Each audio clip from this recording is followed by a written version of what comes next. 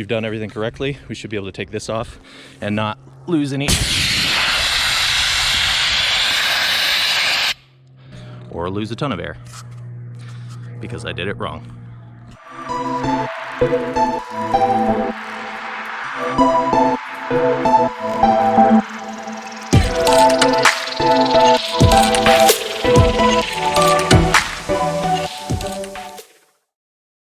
Hey, welcome. Unboxing today for a new stand-up paddleboard from Vanhunks, company based out of South Africa. A buddy of mine has kind of a connection to them and was kind enough to help us get a couple of them. So I thought I'd open them up, show you what's inside, and then take them out for a little test paddle today.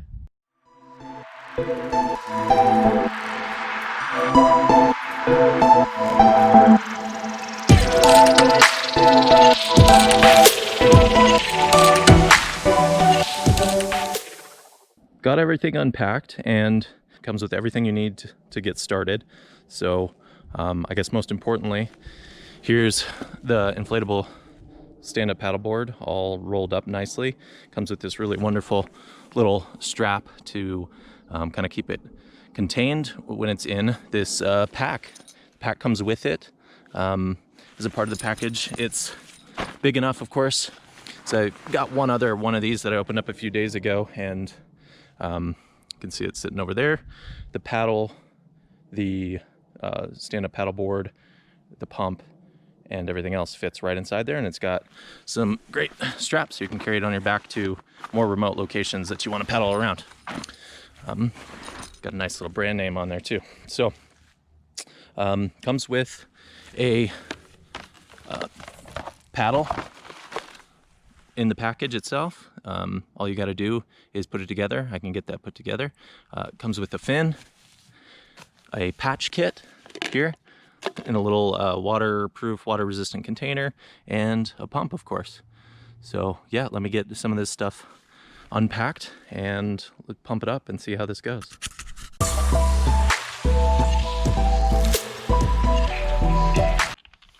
Okay, as I discovered the other day, this thing's pretty simple.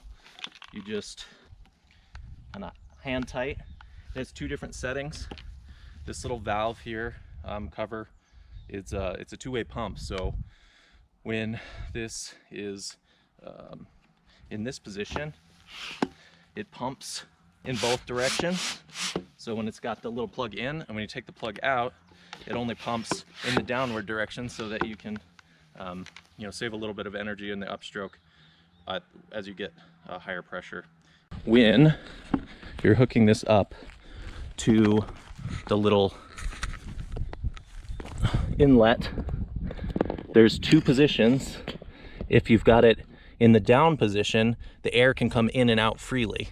If you kind of give this a little push, turn counterclockwise, and then release, that pops up. And this is true for most paddle boards, and that keeps the little rubber flap and gasket up against the valve, keeping it closed, meaning air can go in but not come out. You'll be severely disappointed if you spend a fair amount of time pumping this up, and then when you remove your hose, you're going to let out a bunch of air and you're going to be cursing yourself. So yeah, make sure that is maybe counterintuitively in the kind of released outward position, so that you don't lose any of your hard-earned air. All right, let's give this thing some pumps now.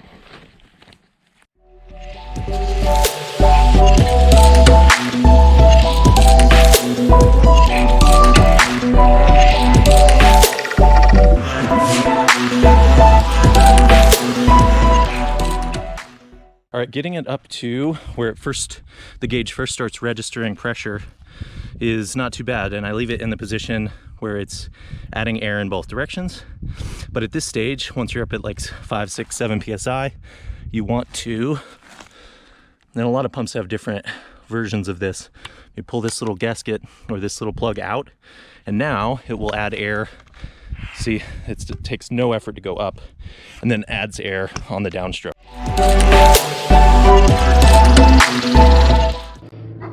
Okay, if we've done this correctly, should be able to remove this and not lose any air. Yeah, just like that. So it should pop right off. Definitely want to make sure that's in the up position. And then you want to make sure that you stick this little cap back on so that you don't lose anything that you've worked so diligently on. Okay, right off the bat, a couple of features I see on this board. Has these nice little D-rings, front and back, balanced stern. Has this nice little gear strap here. One thing I'm noticing is it's not adjustable. That's like less than ideal. I've seen some that have like a little clamp on them that allows you to kind of tighten or loosen that as you see fit. This doesn't have one, not a big deal. Definitely something you could add after the fact. Has a nice big kind of padded grip area here. Feels like quality materials and glued on nicely. Has a big carrying handle here in the center for marching it, you know, down the trail to a river or what have you. This particular model is 10.5 feet by 32 by 6 inches. So 10.5 feet is the length, you know, nose to tail. 32 inches is at its widest, right in the middle. You know, basically like this spot here. And then the 6-inch is obviously the thickness and depth on this thing. As this one's called the Spear. I think they've got some other models that are a little bit wider, and these ones are kind of meant to be a little bit faster. Good branding on the side. And let's flip this over. Okay, taking a look at the bottom of this thing. You know, it's great. There's no seaming anywhere on the bottom. This is the area that's gonna, you know, take most abuse. All these seams are well overlapped. Looks really well done. And when I took this one out for a test the other day, and one of the things I noticed is it's incredibly stable, and it stays well aligned as you're paddling. A lot of boards, particularly inflatable boards, if you're paddling on one side, the board tends to turn a lot. This one I'm not seeing any of that in the use that I've had so far. It's got these really robust kind of secondary fins, and then the primary fin, which I can grab from our little pile over here, is nice and long. So the way this works is pretty simple. You've got this little screw and what amounts to a little plate nut here.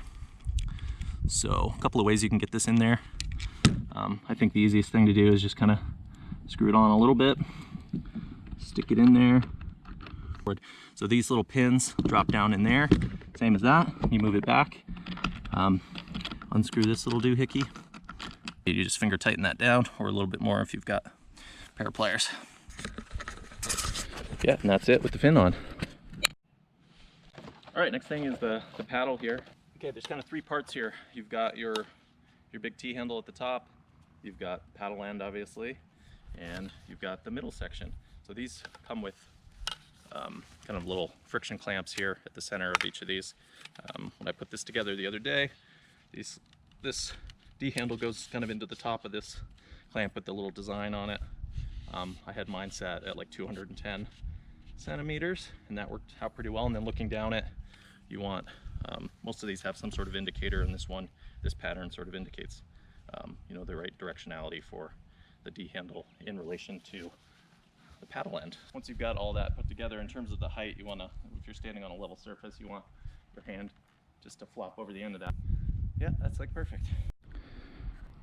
Okay, one more important piece of this package, obviously, is the repair kit. Super important, particularly if you're on like a long trip or something. You're going to want to be able to patch this thing, or just out of normal use. Being able to patch is, you know, helpful for the longevity of your use of the board. So yeah, that's kind of the unboxing, and maybe I'll get a chance to get out to the Deschutes River near the house today, and with my wife, and give these a little test in the real world. All right, out at Dillon Falls and Bend, gonna give the paddleboard a try. Just don't go that way.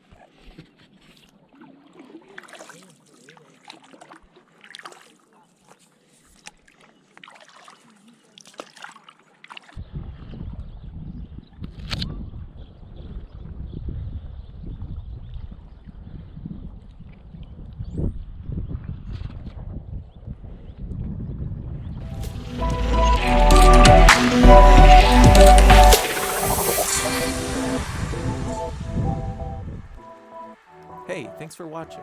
For more videos like this, please like and subscribe. Bikes are a big part of my life, but I'm gonna keep making videos of all the random cool shit I do, from building things, to raising chickens and growing things, real estate investing, solar energy development, writing. People always say stay in your lane.